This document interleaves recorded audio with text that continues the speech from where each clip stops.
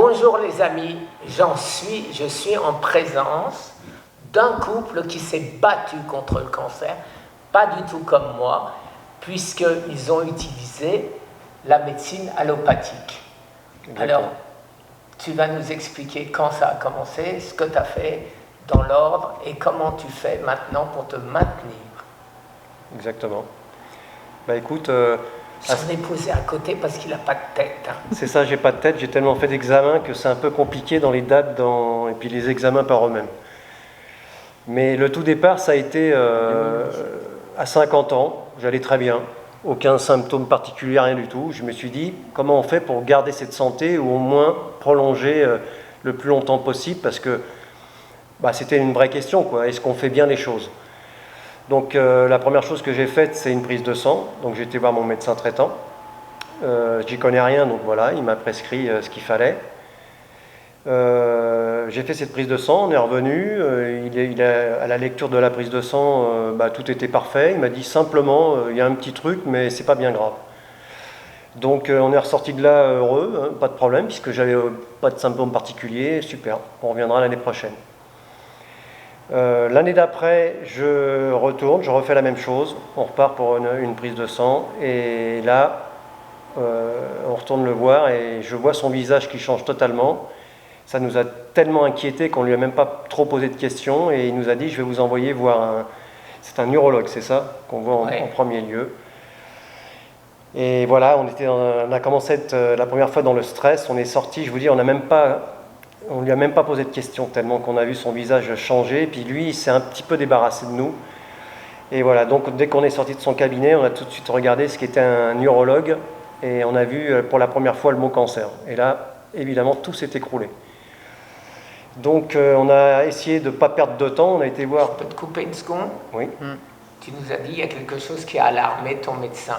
Et c'était quoi qui a alarmé le médecin? Te le dire. Alors... en fait, sur la première prise de sang, le PSA, donc c'est le marqueur du cancer de la prostate, qui doit être à 5, et j'étais déjà à 42.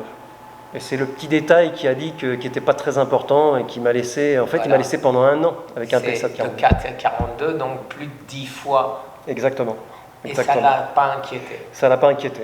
Et plus tard, il nous dira, on ne fait pas un cancer à 50 ans. Ben oui. Alors évidemment, l'année d'après, 142 de PSA. C'est là qu'il a commencé vraiment à s'inquiéter et voilà, nous envoyer voir un professionnel. Et voilà, donc 142 de PSA. Alors après, avec le recul, déjà voir un cancer, c'est pas terrible, mais ce qui est encore plus compliqué et complexe, c'est qu'il soit agressif, ce qui avait l'air d'être le cas ici. Et là, tu as fait une biopsie?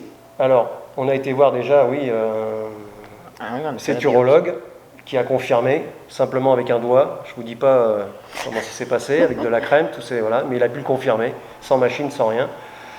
Et on n'est pas resté dans cet hôpital-là parce que déjà, il voulait me faire une biopsie, mais au mois de septembre. Nous, ça nous est arrivé au mois de juin. Et on ne voulait surtout pas perdre de temps. Je voulais absolument tout comprendre et attaquer bien en tête ce qui nous arrivait.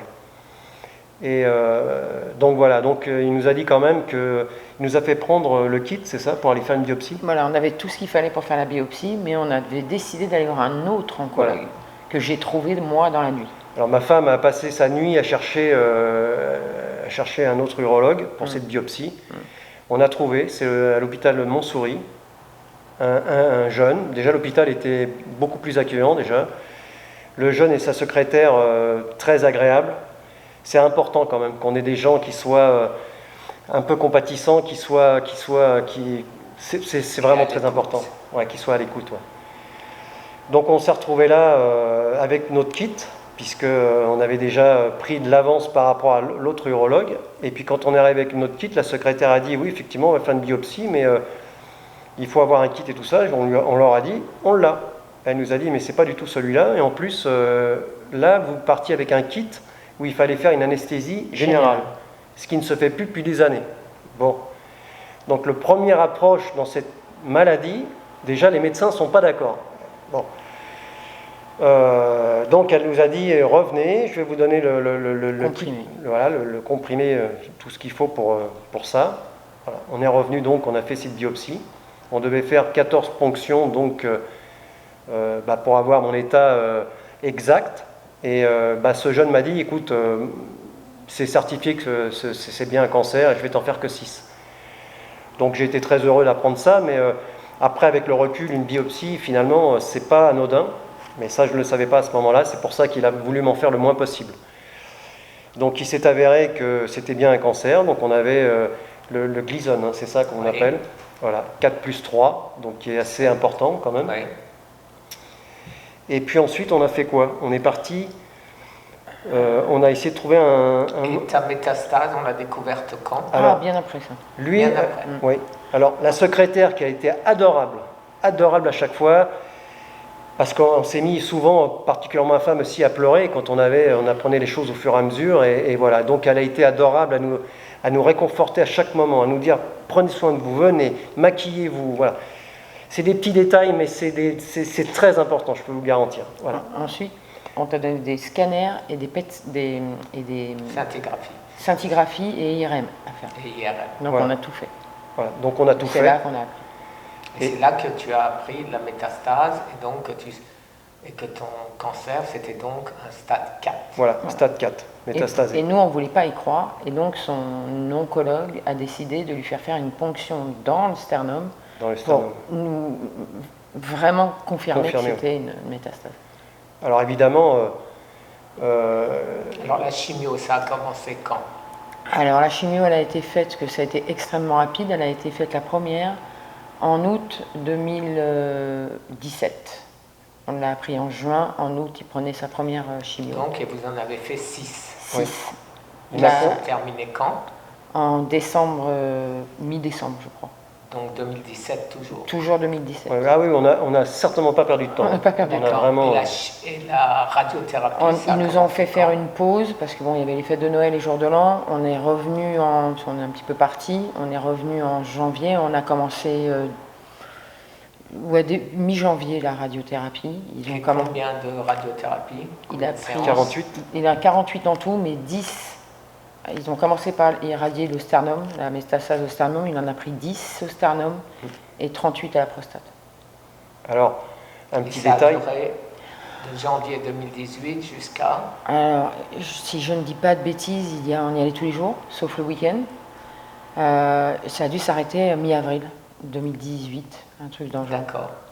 Donc, de avril 2018 à aujourd'hui, est-ce que vous avez eu des récidives?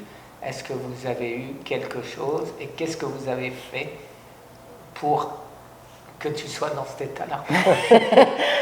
Il a quand même pris, je veux quand même préciser que tu as eu de l'hormonothérapie jusqu'à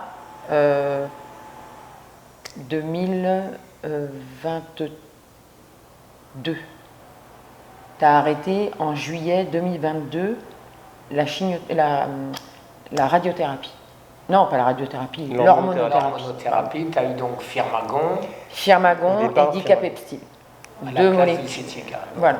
Et non, on a refusé ça. Vous avez refusé? Oui, parce qu'à un moment donné, excuse-moi, du coup, je reprends la main. Avec Jean-Marc, difficile de donner confiance à un seul et unique médecin. Donc, on a ratissé tous les oncologues de Paris. On est allé voir dans tous les hôpitaux, on a pris des rendez-vous partout.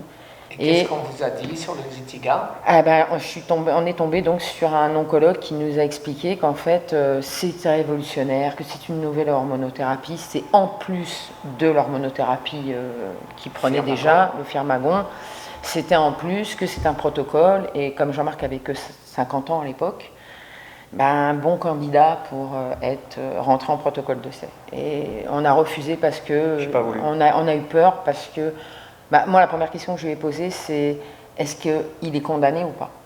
On n'a pas su me répondre. Je dis maintenant, si vous me dites qu'il est condamné, peut-être qu'on y réfléchira. J'étais un peu en colère parce qu'on était en état de faiblesse. Et moi, j'estime que de nous emmener direct dans un... Le mec, il ne l'a même pas ausculté, il ne lui a rien fait du tout, quoi.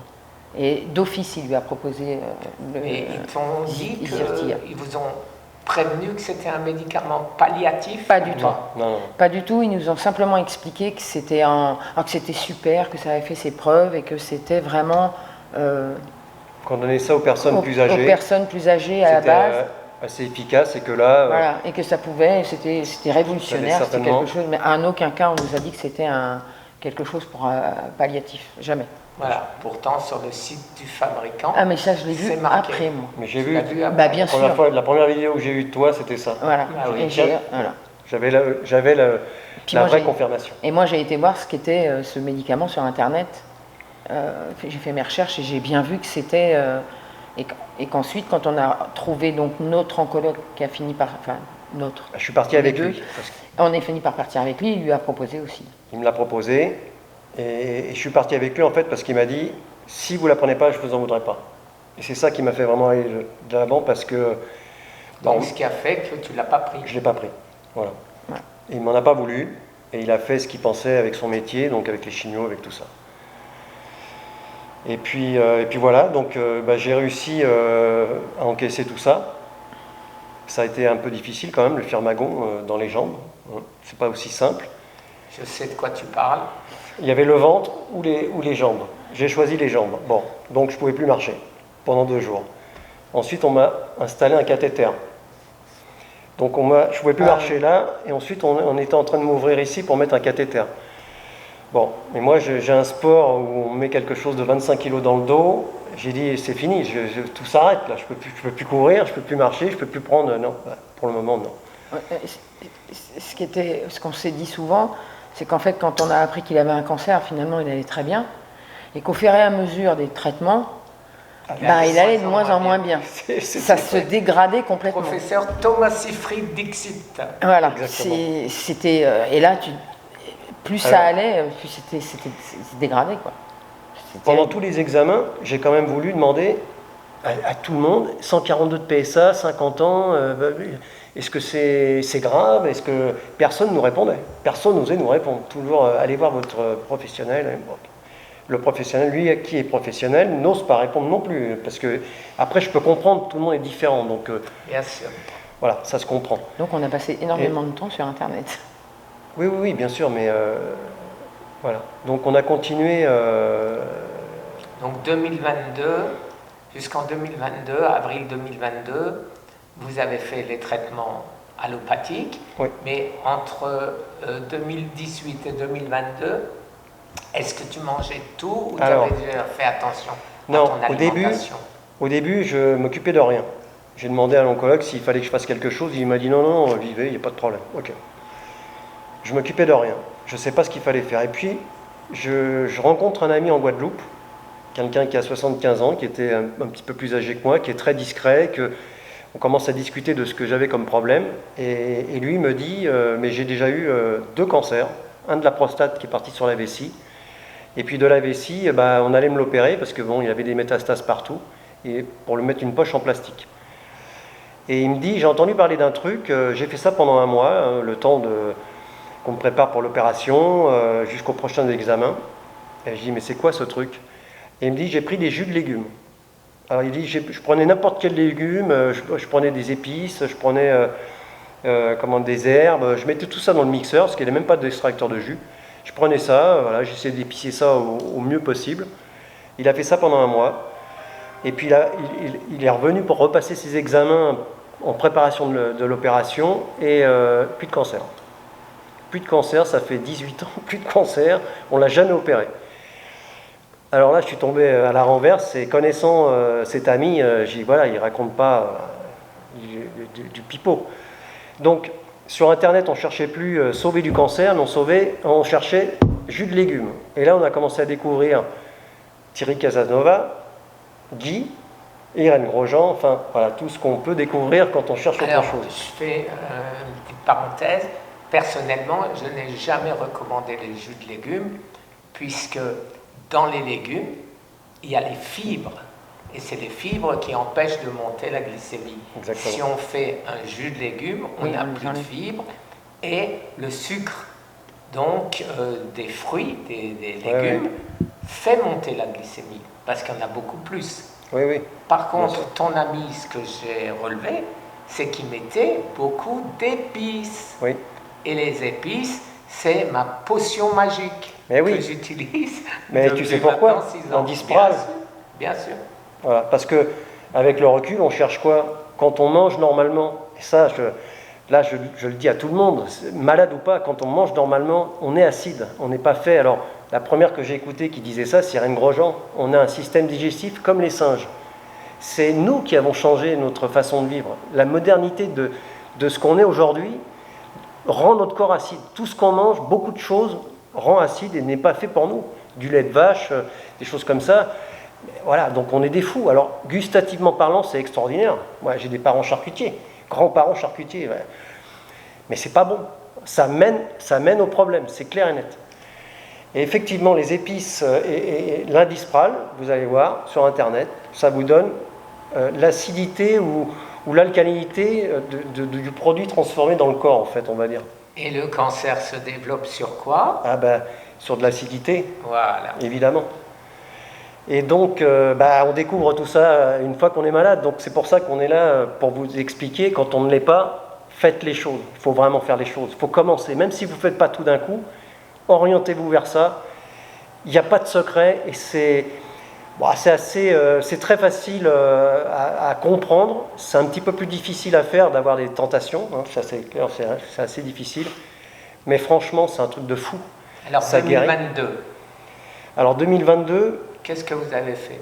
Là, à l'heure d'aujourd'hui, 2022, tu n'as plus de traitement depuis. Alors, j'ai commencé par les jus de légumes, j'ai commencé par regarder toute l'alimentation, j'ai tout arrêté, je suis passé dans le cru, voilà, des grosses salades composées, voilà, donc, et là, j'ai tout qui a commencé à s'améliorer, parce que avant de commencer là, j'ai pris des bandelettes urinaires. Comment on peut savoir l'acidité qu'on a dans le corps? Effectivement, il y a des points de repère sur les prises de sang, mais le plus simple pour tout le monde, c'est les bandelettes urinaires. Attention, dans toutes les pharmacies, il y en a des complexes et qui ne fonctionnent pas. Hein. Il faut vraiment, voilà, chacun a les siennes qui... Et là, vous voyez l'acidité que vous avez dans le corps, voilà, ça ne coûte rien vous allez uriner tous les jours, donc faites-le. Voilà. Donc, j'ai commencé à avoir ce point de repère, évidemment, j'étais acide. Même après traitement de toute cette chimio, de tout ça, j'étais acide. Donc, mon but, c'était d'inverser la situation. Donc, j'ai fait effectivement des jus et le cru. Voilà, je suis passé au cru. Donc des salades composées. Le cru, tu mangeais donc les légumes avec les fibres. Avec les fibres, oui, bien sûr. C'était pas des jus. Non. Les jus, c'était en complément. Voilà, mais après, la cause, bien sûr, la principale nutrition, c'était ça, les fibres. Pour préciser à nos abonnés, là aussi, je ne suis pas crudivore. Je mange des légumes crus, et je pense que tu fais pareil, parce que dans les légumes crus, il y a tous les nutriments. Ils sont vivants. Oui. Quand on fait cuire un légume, on tue les nutriments. Oui. C'est pas pour autant qu'il ne faut pas manger un bon chou-fleur au cumin, mais il faut manger du chou-fleur cru aussi. Exactement. Voilà. Brocoli, tout ça. J'arrive même... Alors après, nous, évidemment, on pousse le vice. Oui. Parce que le brocoli comme ça, vous ne pouvez pas faire des grosses parts de brocoli, les manger comme ça. J'arrive à faire des petits morceaux que je mets dans mes salades composées. Donc je le prends aussi en cuisson à la vapeur, moins de 90 degrés. Donc il n'est pas vraiment cuit. Il y a encore les nutriments, un peu moins, mais il y a encore les nutriments. Mais j'arrive quand même à faire des petites bouttelettes de cru pur, hein, pour de mettre dans mes salades composées, parce que le brocoli, quand même, pour le cancer... Ça marche. Ça marche. Oui, c'est puissance 10. Donc voilà, après on a poussé le vice, parce qu'on est dans l'obligation de pousser le vice, et je ne vais pas dire que c'est une passion, mais quand même un petit peu maintenant. Et l'ail? L'ail en puissance. Et puis après, quand vous regardez l'Indispral, vous regardez toutes les herbes, hein, le plus élevé, je crois que c'est le persil. Vous verrez de toute façon. Vous regardez l'Indispral, vous allez comprendre pourquoi ce qui rend alcalin dans le corps, quoi, ce qui est très puissant. Je suis content que tu parles de ça, tu sais, parce que chaque fois que YouTube me démonétise ou m'enlève des vidéos, ils disent parce que ce sont des contenus nuisibles. Mais comme je dis toujours, les contenus nuisibles, je les ai pris où? Dans les grandes revues scientifiques, PubMed, British Nature, etc., etc. Et c'est publié, c'est des grands professeurs, c'est des prix Nobel. Exactement. Et ça, YouTube France appelle ça contenu nuisible. Et les mêmes vidéos qui sont sur les chaînes américaines, que des fois je me contente de traduire, on me les supprime comme étant contenus nuisibles. Alors je suis content que tu parles de ça parce que n'importe quoi c'est comment ton prénom? Jean-Marc, excuse-moi. Vous voyez, moi c'est la tête qui va plus. Jean-Marc vous dit, vous vérifiez sur PubMed, c'est le site scientifique du gouvernement américain. Alors si eux ils disent des âneries et ils font des contenus nuisibles. Évidemment. Ouais. Voilà. On est des preuves vivantes et on est un relais pour vous expliquer ça. Mais effectivement, vous pouvez tout trouver en fait. Voilà. Et puis, quoi dire d'autre? Alors depuis, j'ai une pêche de fou. Voilà. La viande. La viande terminée. Voilà. Alors après, on est tenté à des choses. Excuse-moi, quand tu dis terminé, j'en prends plus. Plus du tout? Du tout. Même pas une petite cuisse de poulet? Non, ouais, peut-être de temps en temps, mais ça m'attire pas en fait. J'en ai pas besoin, ça m'attire pas. Voilà. Et avec des parents charcutiers, pas un peu de merguez ou de knack? Alors, je vais te dire un truc, c'est que non, en règle générale non. Mais l'autre fois, j'ai fait une tranche de saucisson en hostie. Alors, ce qui est bizarre, c'est qu'avant, je pouvais manger le saucisson entier. Le saucisson. Je peux toujours. Mais aujourd'hui, on prenait, je ne sais pas comment expliquer ça, mais on mangeait avec du plaisir. Hein. Mais aujourd'hui, on n'a plus le droit. Enfin, oui, tu sais que ça peut être mauvais. Ça peut être très mauvais et c'est pas grave, hein, je le vis très bien. Alors, je me suis pris une hostie, une tranche de saucisson, je l'ai mis sur la langue et j'ai décuplé le plaisir que j'avais même pas en me bouffant le saucisson entier avant. Voilà, c'est ça que je veux dire. Une chose est sûre aussi qu'on a remarqué, parce que tu es un guerrier et nous aussi, on est des guerriers, alors moi évidemment beaucoup plus que toi dans l'ombre, mais une chose qu'on a remarqué aussi, c'est que le stress, alors là c'est par-dessus tout, c'est l'acidification du corps, voilà. Alors chacun est différent, le stress est différent, mais voilà. Et là, quand je prends l'hostie de ce saucisson-là, je pense que mon plaisir est tellement intense que ça me passe le stress. Ça peut être que du bien-être, je pense. Ça, je ne peux pas le préciser, mais c'est une grande joie. Et cette petite tranche de saucisson ne peut pas faire de mal. C'est pas possible. C'est ce que le professeur Henri Joyeux dit le soir avec son petit carreau de chocolat à 95%. Okay. Très bien. Okay. C'est la même chose. Exactement. Entièrement d'accord. Donc voilà, le mot de la fin? Le mot de la fin... battez-vous. Très bien, battez-vous. Battez-vous et puis il faut y croire. Il faut y croire. Ça fait 7 ans qu'on vit ça. Il y a eu des hauts, des bas, mais on y croit et on y croit toujours et on y croira toujours. Et depuis 2002, pas eu d'alerte? Rien. Aucune peur, aucune... si, la peur, on en aura toujours. On l'aura toujours. Quand il se réveille et puis qu'il me dit j'ai mal là. Voilà, je sors toute la femme, la mort. Voilà, c'est ça. Qu'est-ce qui m'a. Voilà, c'est pareil. C'est toujours, le stress ou la peur d'avoir le début de quelque chose. C'est ça. C'est un truc de fou, quoi. Ouais, c'est tout à fait ça. Et voilà, mais il faut se battre, il faut avoir les bons éléments, c'est ce qu'on est en train de vous expliquer. Il n'y a pas 36 solutions. Redonner l'alimentation qu'il vous faut, ce qui est fait pour votre corps, à commencer par là, quoi. Voilà. Ouais.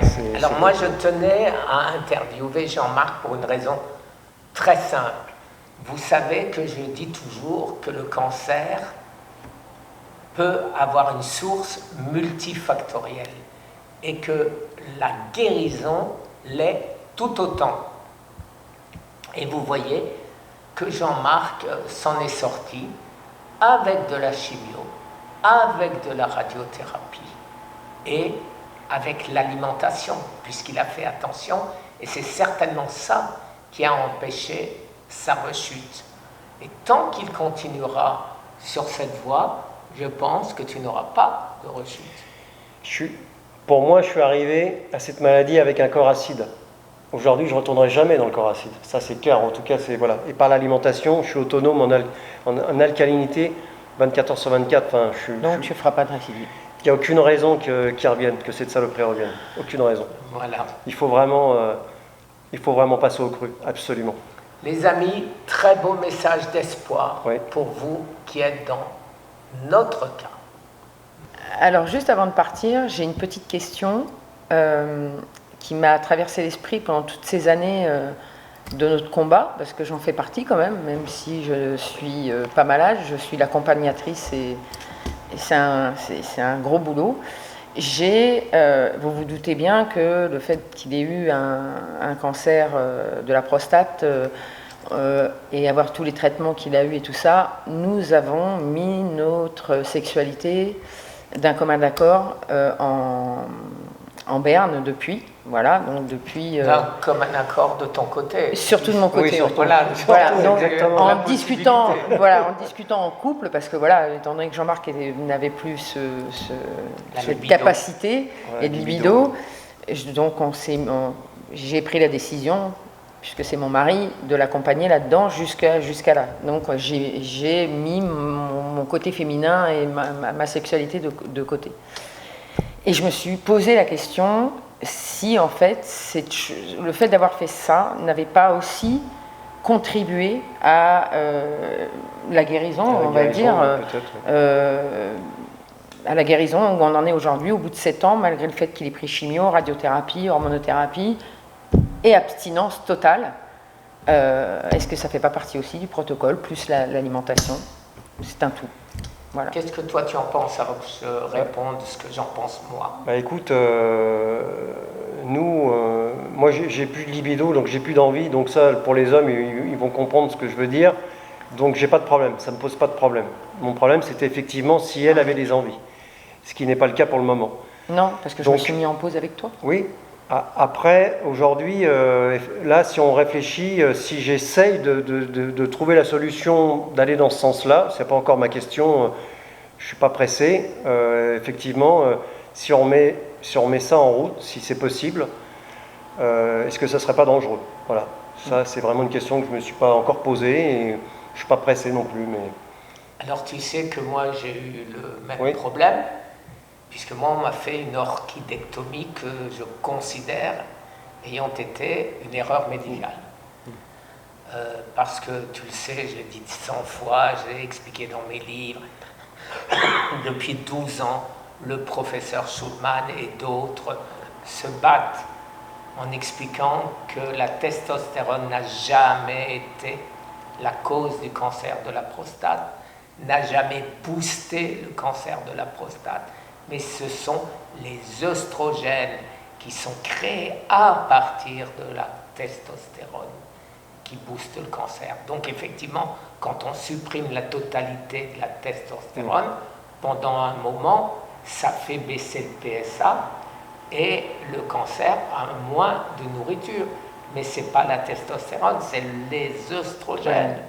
Donc ça, le professeur Prada et le professeur Schulman et bien d'autres, des centaines de publications depuis 15 ans sur PubMed et qui expliquent ça, mais pas une seule qui explique le contraire en disant que la testostérone booste le cancer. oui, c'est ça. Voilà. C'est ça qu'on voyait. Exactement. Et moi, ce que je pourrais te dire de mon côté, c'est-à-dire, c'est depuis 2022, on est en 2024, et bien je pense, c'est moi qui le pense, hein, que le fait que tu n'aies pas créé de testostérone fait que oui, ça t'a aidé dans ton combat contre le cancer. Parce que pas d'œstrogène de ce fait.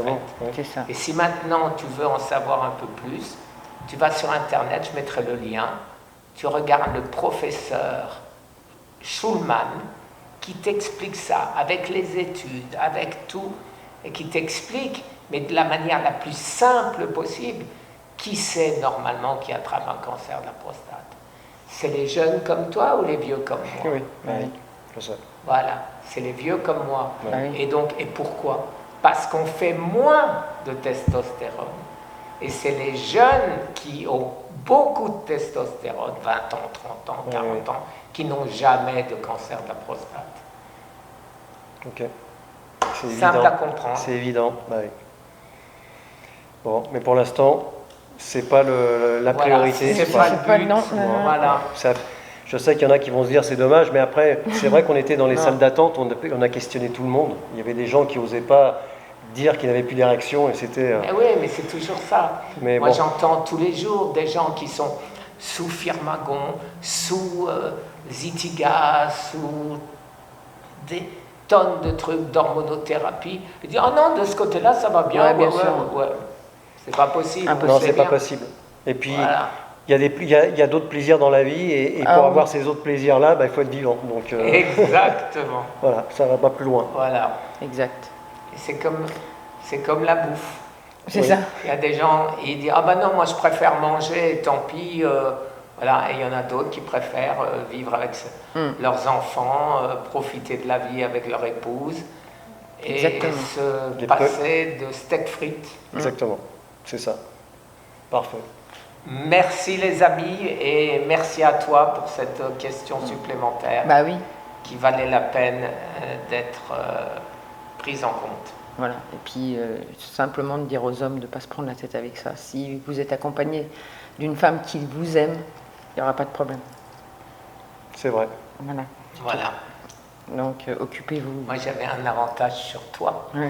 C'est que ma femme avait 68 ans, 67 ans, et moi j'en avais 69.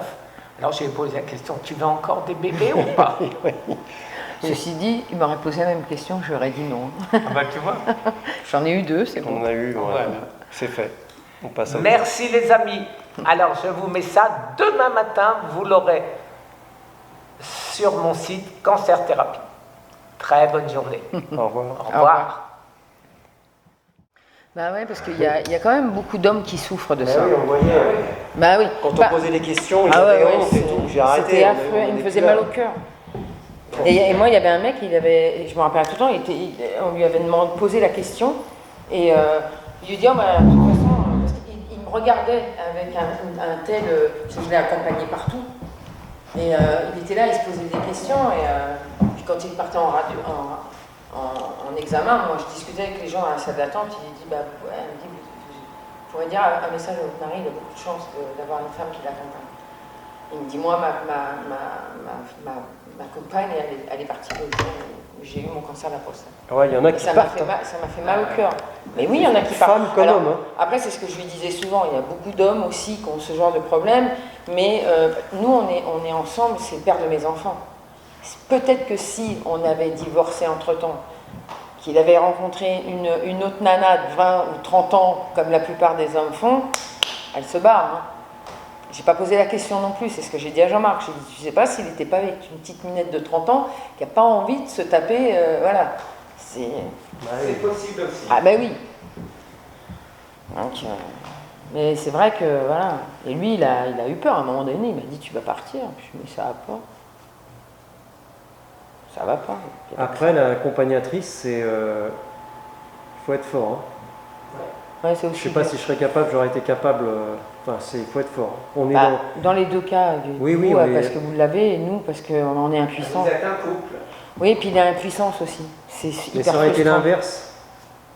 Il faut être fort. Hein. Ah ben c'est sûr. Moi je me suis même pas posé la question. Pour moi c'était l'évidence. Comme ta femme et comme ma femme. Oui, non mais c'est ça. Moi j'aurais eu... Ce que je veux dire, des fois j'ai tort de dire ça, c'est ridicule, parce que je sais que les hommes, ils ont des envies beaucoup plus, comme il expliquait tout à l'heure, beaucoup plus intenses qu'une femme elle est plus faite pour avoir des enfants et être maman, et il faut être honnête, c'est comme ça, c'est la vie. Et on est moins axé sur le derrière que vous, mais je crois que malgré le cancer, si j'avais été à sa place et tout, j'aurais accepté qu'il aille voir ailleurs, mais qu'il reste. Mais je pouvais pas, parce que je me serais dit, je peux pas lui enlever ça, tu vois, je me serais sentie coupable. Donc je pense que j'aurais accepté. J'aurais été dure, mais je l'aurais fait. Bravo. Merci. Une très très bonne fin de journée. Merci, à bientôt. Au revoir, à bientôt. Au revoir.